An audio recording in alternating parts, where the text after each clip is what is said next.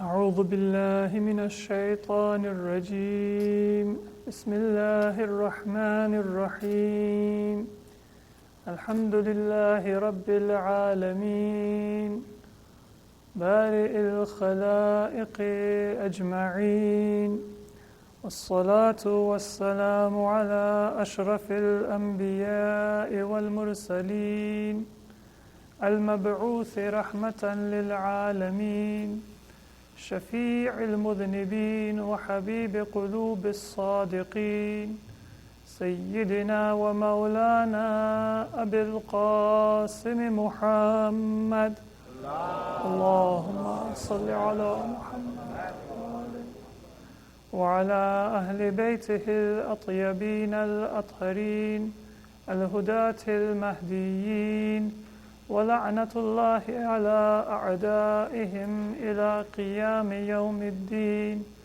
رب اشرح لي صدري ويسر لي أمري واحلل عقدة من لساني يفقه قولي أما بعد. Respected brothers and sisters in Iman, Assalamu alaikum wa rahmatullahi wa barakatuh. And a very heartfelt and blessed Ramadan Mubarak to all of you and to all of the Muslims throughout the world. This is the conclusion of the first day of the month of Ramadan, and inshallah the eve that we are going towards will be the eve of the second of the month of Ramadan. In the few nights that we will be together, I would like to devote our talk to a familiarization and a review of the etiquette of ibadah, how it is that we should approach and how we should view the acts of worship and devotion that we have been taught by Islam. It is common for many of us to think of our ritual acts of worship as something that is governed by a series of laws, a series of do's and don'ts. And that is a necessary part of what our acts of worship in Islam consist of. We have been given certain teachings which, according to the words of the Quran, as we will see today, according to the teachings of the Prophet of Islam, and according to the teachings of Ahlul Bayt alayhimus salam, they are acts of worship. They are means of approach to Allah which have a great deal of significance because they have symbolic value, because they have a benefit for us, and because they are in accordance with our fitrah and with our nature. So we should give importance to these acts of worship in terms of the do's and the don'ts. But then beyond that, we also should be aware of what the purpose of our worship is.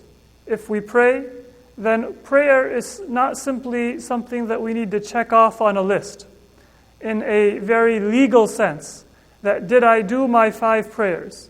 And if I have missed any prayers today or in the past, then how do I have to make them up?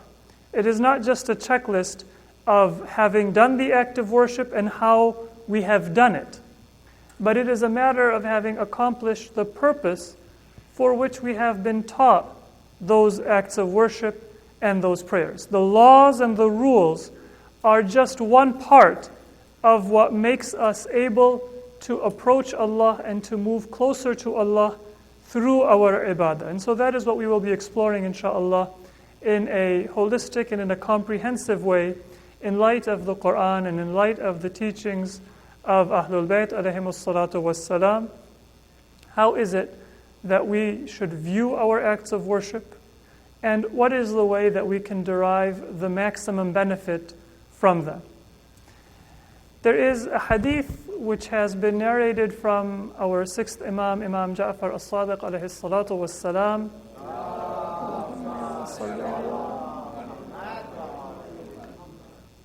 by numerous companions and in slightly different wording. But the message of this hadith is that there are 5 basic pillars to Islam, upon which the foundation of Islam has been established. Buniyal Islamu ala khams. There are 5 pillars, 5 essential fundamental points that are the basis of Islam. 4 of them are acts of worship that as Muslims all of us are familiar with. Salat, which is our daily prayer. Sawm, which is fasting, especially in the month of Ramadan. Hajj, pilgrimage to the house of Allah. Zakat, the alms that we give in the way of Allah out of the property and the wealth that He has given us. And al-wilaya, our relationship of obedience to the Prophet and to the Imams. And through obedience to the Prophet and the Imams, our relationship with our Creator. So these 5 things have been mentioned as the basis of Islam, the fundamental principles upon which the religion of Islam is founded. And before we look at our acts of worship, and I will begin today, inshallah, by looking at Sawm, so that we can better prepare ourselves during this month, and then we will move on to our other acts of worship. Let us just examine what we can learn from this hadith. When Islam is said to have 5 different principles or foundations, Salat, Sawm, Hajj, Zakat, and Wilaya, what that means is that we need to make sure that we have all 5 of those pillars in order to be able to be a practicing and a successful Muslim. If we are strong in one area, but we are weak in another area, then our religious practice, our spirituality will suffer. Now, it's natural for us to see, maybe in our own families, in our communities, and certainly in the Islamic world, there are some people who are very good at one act of worship, but they are not very good at some of the other acts of worship. There are some people, for example, who are not very regular with their prayer. But when it comes to the month of Ramadan, that is a month when they become fully practicing and fully committed Muslims.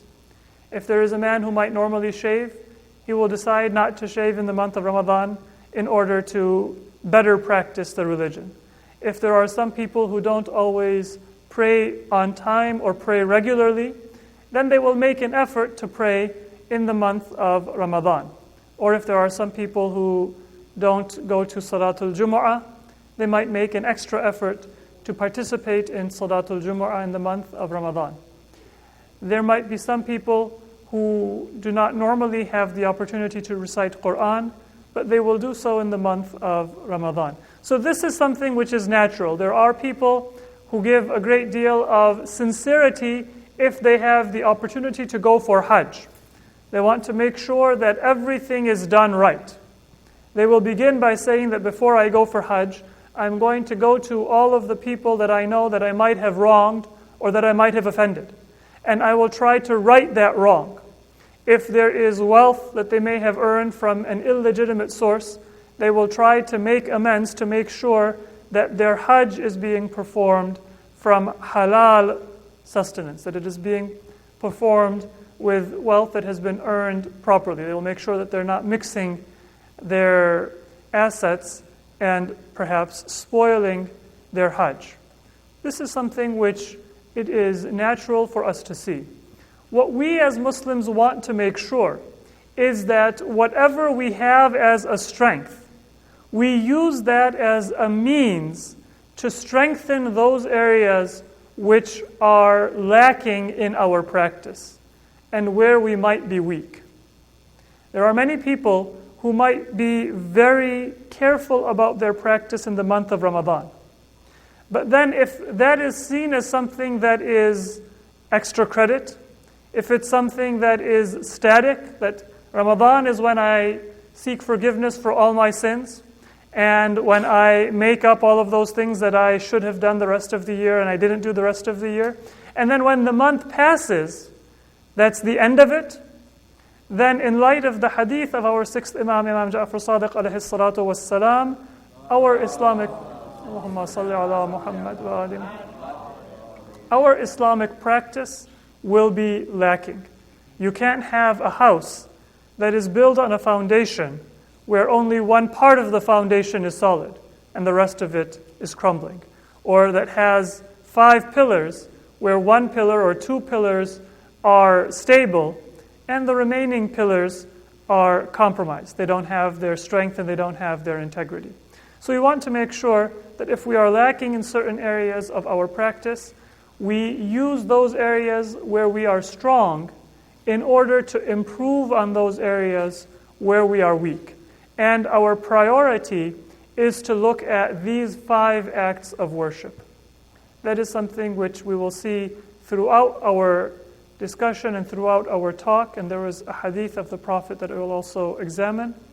We don't need to go through far-fetched means in order to approach Allah subhanahu wa ta'ala.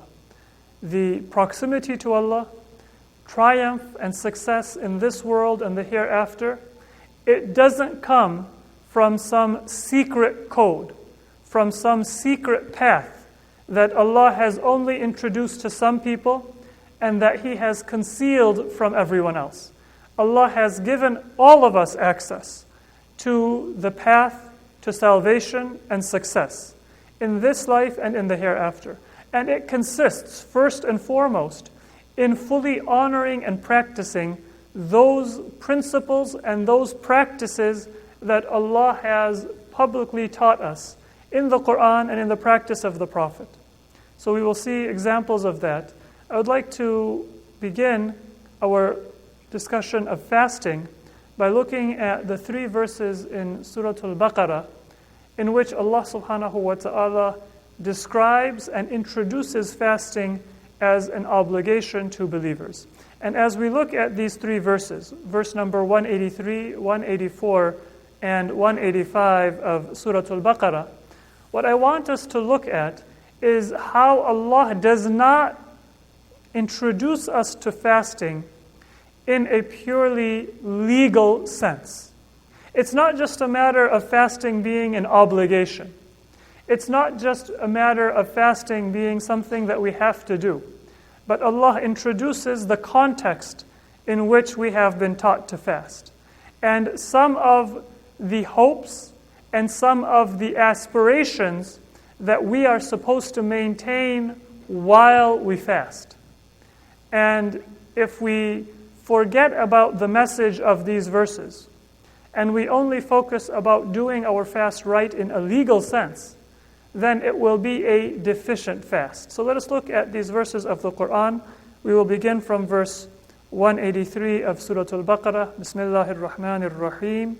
I will recite the verse first in Arabic and then translate it, and then we will look at some of the insight and the messages that we can derive from these verses. Bismillahir Rahmanir Rahim. يا أيها الذين آمنوا كتب عليكم الصيام كما كتب على الذين من قبلكم لعلكم تتقون أياما معدودات فمن كان منكم مريضا أو على سفر فعدة من أيام أخر وعلى الذين يطيقونه فدية طعام مسكين فمن تطوع خيرا فهو خير له وأن تصوموا خير لكم إن كنتم تعلمون شهر رمضان الذي أنزل فيه القرآن هدى للناس وبينات من الهدى والفرقان فمن شهد منكم الشهر فليصمه ومن كان مريضا أو على سفر فعدة من أيام أخر يريد الله بكم اليسر ولا يريد بكم العسر ولتكملوا العدة ولتكبروا الله على ما هداكم ولعلكم تشكرون. In these 3 verses, Allah introduces the obligation of fasting to the Muslims. And as we will look at the translation, one thing that you will see is that it is not always entirely clear at the first glance, and when you first look at the verse, how these verses fit together. This is why there has been a great deal of discussion among commentators of the Quran as to how these verses fit together. And especially among the commentators from the different Sunni schools of thought, there has been an understanding that these verses may have been revealed at different times, and that there may have been a graduation in the message of the verses, so that the first verse was revealed, and then the message was abrogated, and then another message was revealed in a subsequent verse, so that there was a series of graduated commandments that were given to the Muslim, and there is not a single cohesive message in all of these verses. That has been rejected by many of our mufassirin from the Shi'i school. Allama Tabatabai in Tafsir al-Mizan, he emphasizes that these three verses which talk about fasting, they are interrelated. They have a single and interconnected and a cohesive message that completes the remainder of the words in these verses. And when we look at these verses as part of an interconnected whole, that is when we can appreciate how Allah wants us to view fasting, and not just fasting, but also our other acts of worship within Islam. So the translation of these verses is, Bismillahir Rahmanir Rahim, with the name of God, the Beneficent, the Merciful. O you who believe, fasting has been prescribed for you.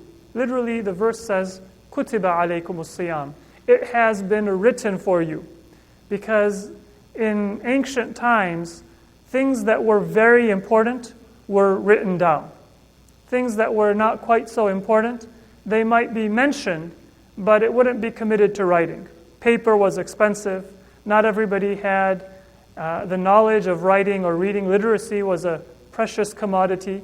And so if something was written down, it was of great importance. And that is the word the Quran uses for different obligations. The wasiyah, qisas, and in this case, fasting. Fasting has been prescribed for you as it was prescribed for those before you. Perhaps you may attain piety. For a number of days, or for numbered days.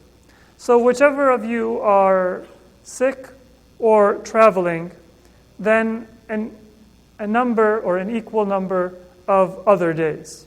And for those who are able, they should give a fidya, a compensation, the feeding, alaykum as-salam, of a needy person.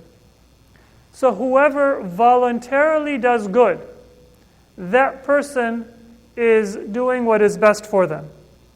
And for you to fast is better for you if you appreciate the truth, if you can understand the truth. The month of Ramadan, in which was revealed the Quran, guidance for humanity, and clear proofs that provide guidance and that separate what is right from what is wrong. So whoever witnesses the month, let him or her fast during that month. And whoever is sick or traveling, then they will fast a number of days outside of the month. Allah wishes for you ease, and He does not wish for you difficulty, so that you may complete the prescribed number of days, and that you may glorify Allah for His guidance, and perhaps you will show gratitude. So in these sentences, composed in 3 verses of the Quran, Allah introduces fasting to us. Now, what is the reason why some Muslim commentators said that these verses may be separate and there may be an abrogation where one part of the verse was revealed, for example, early in the Prophet's message, and then that message was abrogated and canceled, and then the next part of the verse introduced a second stage to Islamic practice? There are several reasons. We see, for example, that in the second verse, it says that fasting is ayyaman ma'adudat, in prescribed days. And then the next verse, verse 185, says Shahru Ramadan. It mentions the month of Ramadan specifically. So some people have said that apparently these are two different things. In the first place, fasting was prescribed for the Muslims in certain days, and then later on it was prescribed in the month of Ramadan. How would that have been? Some of the Mufassirin have said that this refers to the practice of the Prophet where he would fast certain days of every month. 3 days of every month. And those 3 days are understood differently according to different ahadith and traditions. Inshallah, we will be talking about some of those tomorrow and understanding what is the true practice and the sunnah of the Prophet. But for example, some have said that the Prophet began by telling Muslims to fast the ayyam al-bid, the 3 nights in the middle of the month, the 13th, 14th, and 15th of every lunar month, and the day of Ashura. So these days were the ayyam ma'adudat, the clearly defined days. Others have said that there were religious practices that existed in Arabia before Islam. For example, there was a fast of 50 days, which was performed by some of the Christian tribes and groups in Arabia. And so initially, the Prophet told the Muslims to fast for 50 days out of the year. And then that was canceled and it was abrogated by the fasting of the month of Ramadan, where the verse says that the month of Ramadan is the month in which the Quran was revealed. Those who witness the month, they should fast. So one reason why some Mufassirin have said that these verses refer to a graduated introduction of fasting and abrogation of fasting is because there is mention of an amount of days, and then there is mention of the month of Ramadan in the next verse.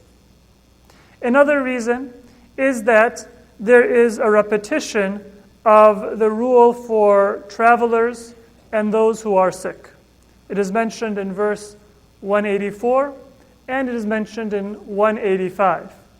And in 184, there is then the commandment that those who are able to do so, but for whom fasting is difficult, they should give a fidya. They should give some kind of a compensation by feeding a needy person, and فَمَنْ تَطَوَّأَ خَيْرًا فَهُوَ خَيْرٌ لَهُ. But if they do something voluntarily, that is better for them. So they have said that this refers to a time when Muslims had a choice. They could choose to fast if they were able to fast, and they could choose to give the fidya if they did not want to fast. And the verse says that it is better to fast. فَمَنْ تَطَوَّأَ خَيْرًا فَهُوَ خَيْرٌ لَهُ وَأَنْ تَصُومُوا خَيْرٌ لَكُمْ. And fasting is better for you. Then the next verse says that fasting in the month of Ramadan is an obligation. It is a requirement. So that would then negate the choice that you have to either fast or to give the fidya, and it would mean that you must fast if you are able to do so and if you are present in the month of Ramadan. So these are some of the reasons why Mufassirin have said that these verses refer to different stages. Now I want to present the tafsir that we have from Tafsir al-Mizan, Allama Tabatabai, in which he explains how it is that these are not forms of repetition and that these are not different messages that we find in the different verses, but it is a single message. There is a connection and a relationship, and through that relationship we gain insight about our relationship to fasting. Please recite salawat.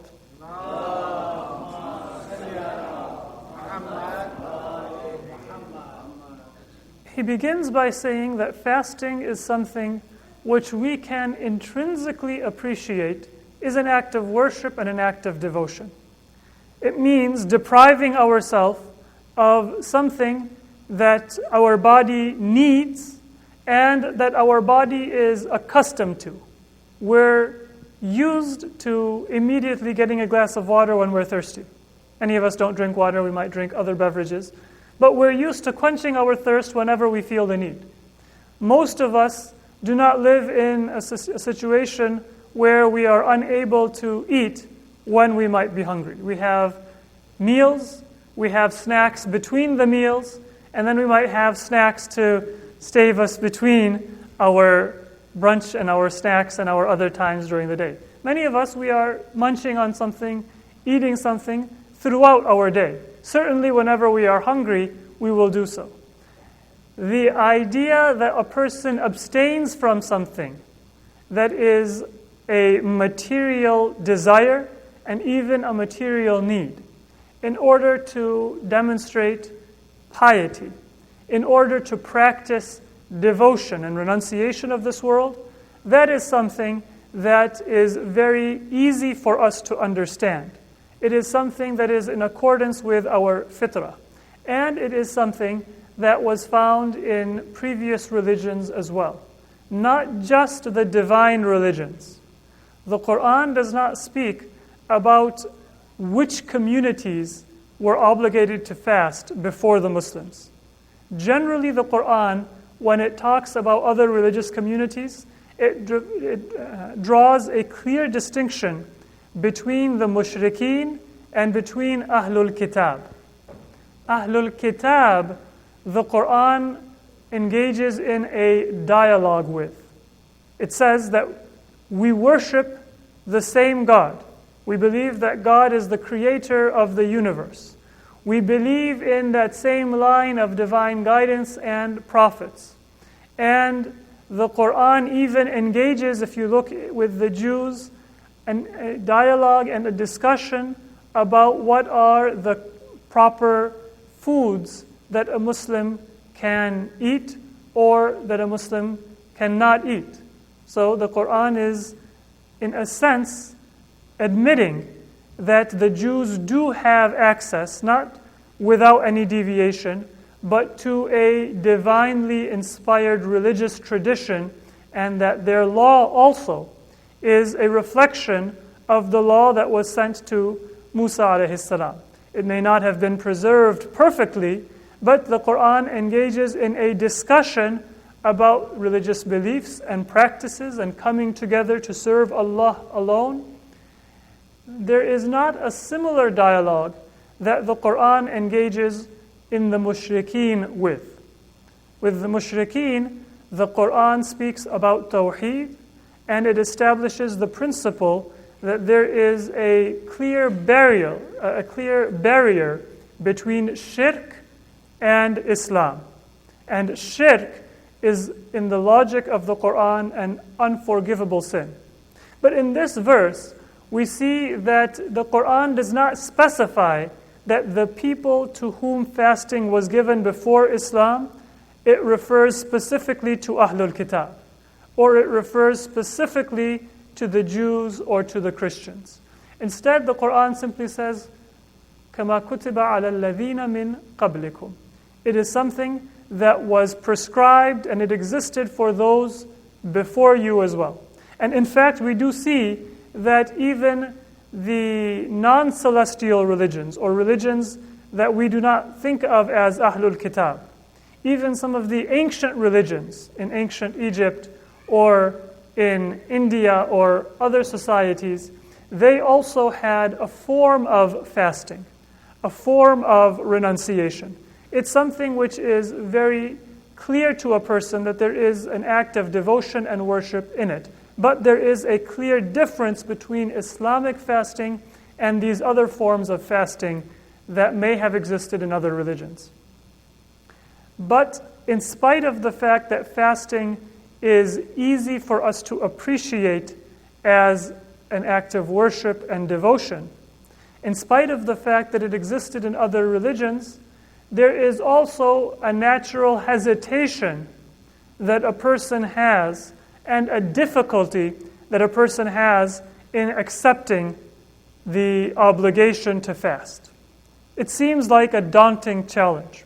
Now, for those of us who may have been fasting from childhood, who may have been raised as Muslims, some of us may remember as children performing half fasts and then three-quarter fasts and then full fasts. Or we may have fasted in the winter and then as the days got longer, it's only a marginal change. It might not be immediately obvious how difficult and how daunting a challenge it is for a person who is not used to depriving him or herself of their basic inclination to immediately quench their thirst and to eat when they are hungry. But it was a challenge. And in the Quran, in at least 4 ways, Allah begins by making that challenge seem easier to a person. So the first 2 verses, verse 183 and 184, we can see them not as giving a ruling of fasting, not as saying when you should fast, but as trying to make it easier for us to appreciate that this is something which we can do. It is not something which is difficult. It is not something which only those very pious Muslims, only those who are at a very high state of spirituality can imagine doing properly, but it's something which every Muslim is able to do. Allah has legislated it in a way to be easy and to be accessible. And so we find that, for example, Allah says, first of all, كُتِبَ عَلَيْكُمُ الصِّيَامُ كَمَا كُتِبَ عَلَى الَّذِينَ مِنْ قَبْلِكُمْ. First of all, you are not the first community that has been told to fast. It was there before you. And it doesn't even need to be mentioned who and when and how they fasted. It is a continuous practice which existed in previous religions as well. Those fasts were of a different nature in some cases. They were of a different duration in some cases than the fast we have in Islam. But the principle of fasting is something which has continuity. Second, fasting has a very clear benefit. لَعَلَّكُمْ تَتَّقُونَ. Your goal as a Muslim is to achieve taqwa. It is to be a good person, to be a pious person, to have a consciousness and an awareness of Allah throughout our lives. If that is our goal, then fasting brings you into contact and makes that goal accessible to you. It makes it possible for you to achieve that goal. So this is also something which makes it easier for us to imagine fasting. It is in line with our goal as a Muslim. And then Allah says that if that's not sufficient, أَيَّامًا مَعْدُودَاتٍ. So this isn't something which is giving us one ruling of fasting that's going to be abrogated later.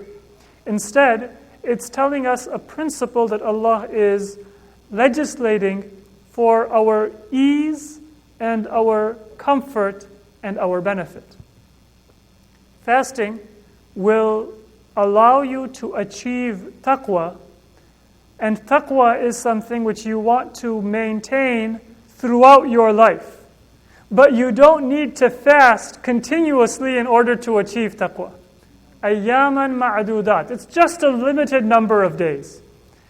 1/12 of the year. So Allah makes it even easier. You have a very big goal that you can achieve, a payoff. But it's something very limited in duration. It is easy, and it is just 1 month out of the year. And then Allah says that fasting is also not something that during that month is meant to be burdensome. So fasting has not yet been legislated in the Quran. It's still the preparation. It's still the introduction. And Allah says, فَمَنْ كَانَ مِنْكُمْ مَرِيضًا أَوْ عَلَى سَفَرٍ فَعِدَّةٌ مِّنْ أَيَّامٍ أُخَرٍ. And those of you who will be sick, those of you who will be traveling, there will be a compensation made. They won't fast during those days. They will fast during some other days when it's easy for them to make up the fast. So with these 4 things, it's a matter of previous religious practice as well. It is going to help us accomplish our goal as an individual to become pious. It is something which is a very limited number of days, and even during those days, it has been legislated in a way that is not burdensome. If we are traveling, if we are sick, if we are unable to fast for whatever reason, then we don't have to fast at that time. These verses are meant to introduce us to fasting, to make us willing to fast. And then after that, as part of the same continuation of the message, Allah now legislates that fasting. So verse 185, which begins the month of Ramadan in which the Quran was revealed, with guidance, whoever witnesses that month, let him or her fast it. This is not abrogating the previous message, but it is building on that message so that we find it easy for us to practice it. And then it gives us the specifics of how to fast. So the message that we have from these verses is that Allah recognizes that there is an inherent difficulty, there is a reluctance within our soul to perform certain acts of worship. And before Allah legislates fasting, He wants to prepare the groundwork. He wants to make it easy for us. And that is something that we also need to be aware of when we want to improve our practice. If I want to be a better Muslim, then it's important for me to realize that it's not going to be accomplished simply by compelling myself to do certain things against my will.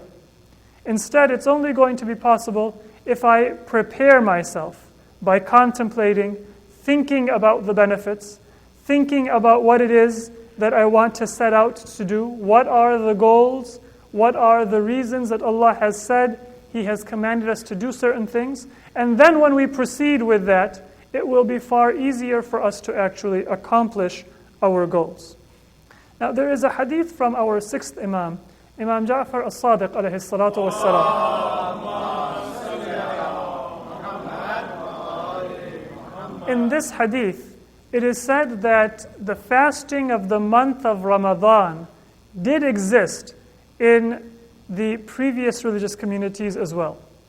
But it was only an obligation for the Anbiya, for the prophets.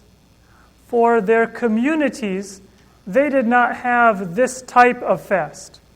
They may have had some other form of fast, whether it be from food and drink, whether it be a fast of abstaining from some other human desires, but they did not fast in the month of Ramadan. And then there was a fadila given by Allah to the ummah of the Prophet of Islam, Muhammad Mustafa sallallahu alayhi wa sallam, in that He taught us to fast in the month of Ramadan. So in a sense, Allah has deemed us to be worthy of the same teaching and obligation that He gave to the prophets. It was something that was a treasure that was preserved by Allah. So we should view the month of Ramadan as an honor. We should view it as a gift.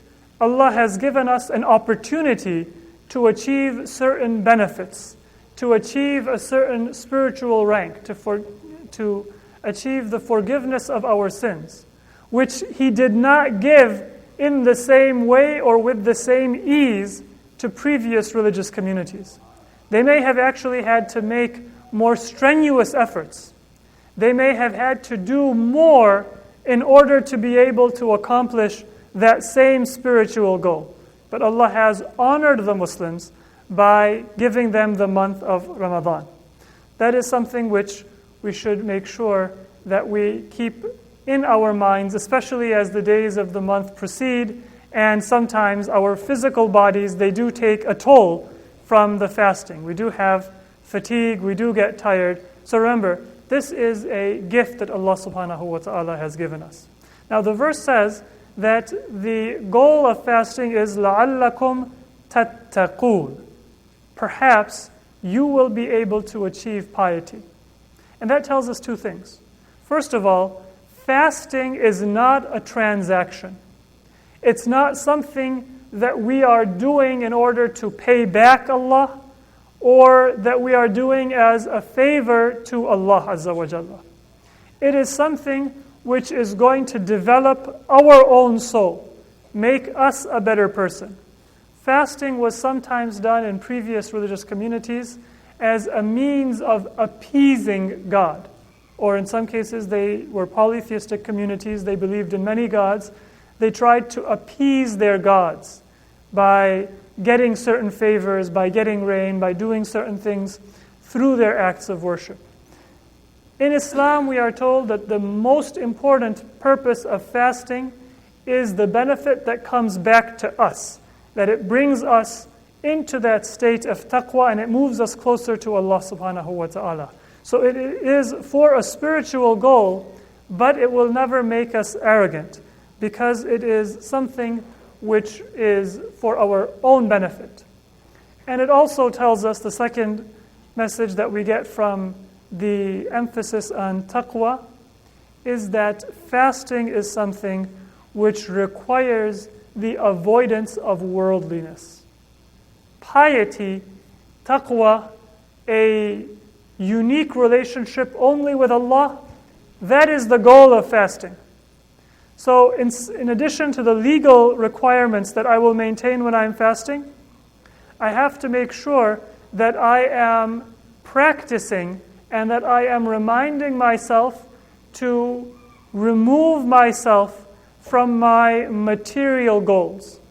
If we have a habit of always trying to think of how we can further our material wealth or possessions, if we have a habit of checking up on our investments on our smartphone every 5 minutes, the month of Ramadan is the best time for us to practice, of course not to be negligent.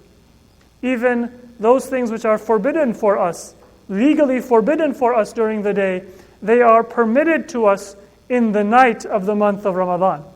So it is not a matter of ignoring the world, setting aside our family relations, setting aside our food, but it is a matter of practicing not being so focused on our worldly attachments and our goals, so that we can actually achieve taqwa. That abstaining from food and drink is only practice and preparation. It is not the entire struggle. Then we also have the commandment in this verse that فَمَنْ كَانَ مِنْكُمْ مَرِيضًا أَوْ عَلَى سَفَرٍ فَعِدَّةٌ مِّنْ أَيَّامٍ أُخَرٍ. Those who are sick or are traveling, they are to perform the fast on an equal number of other days outside of the month of Ramadan. There are two interpretations that have been given for this part of the Quranic commandment. The majority of Sunni scholars, fuqaha and mufassirin, they have said that it is a choice that a person has. When you are sick, it is better not to fast. It is makruh to fast.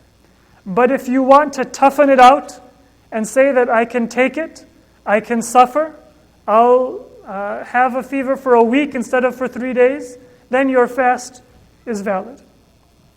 They say that when you are traveling, it is a rukhsa, a permission that Allah has given you to avoid fasting.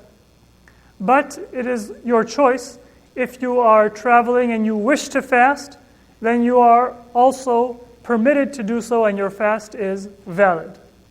There were some companions of the Prophet, even outside of the followers of Ahlul Bayt, including Abdullah ibn Umar, Abdul Rahman ibn Auf, who said that no, when you are sick, when you are traveling, breaking your fast is an obligation. The Imams from Ahlul Bayt alayhimus salatu wassalam, they emphasized that the Quran does not say Man kana minkum maridan aw ala safarin fa'arada an yuftir. Right? Somebody who wishes not to fast or who chooses not to fast, they should make it up. The Quran is very clear that if you are traveling, if you are sick, then you are to make it up. And there is a hadith of the Prophet in which he said that those who wish to toughen up, those who wish to go above and beyond what the practice of the Prophet was and what the wording of the Quran is, they might think that they're doing something that's harder and therefore more thawab. But the Prophet sammahumul usata ila yawmil qiyamah. He says these are disobedient people. They are not going to get more reward for the extra effort. The extra effort simply means that they also have to make it up afterwards when the month is over, because that fast does not count. So what we find in this part of the teachings of the Quran is that our piety is not simply something that we are to take the verses of Quran and then to try to fit them into our own rational understanding. The more difficult it is, the more hardship we put ourselves in, the better it is. No, we are to do it in the way that Allah has taught us. In some cases, that might mean that there is a material consideration that Allah has given us, and we are to maintain that material consideration, even if it is something that we might be able to avoid. One example, and then I will conclude today's talk. Sahur, or what we know of as sahari, this is very highly recommended in Islam.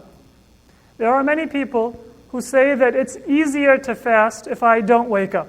Because when I wake up in the morning and I eat, then when that food is digested, all of a sudden my stomach is empty. And then somewhere at 11 or 12 o'clock, or maybe earlier or later, depending on what you ate, you feel hungry and you feel weak. So it might be easier to fast if you don't have sahur. But there is a great deal of emphasis in ahadith, where the Prophet says that make sure you have that morning meal before Fajr. If you can't have a great deal, then even if it's a single date, don't abandon it.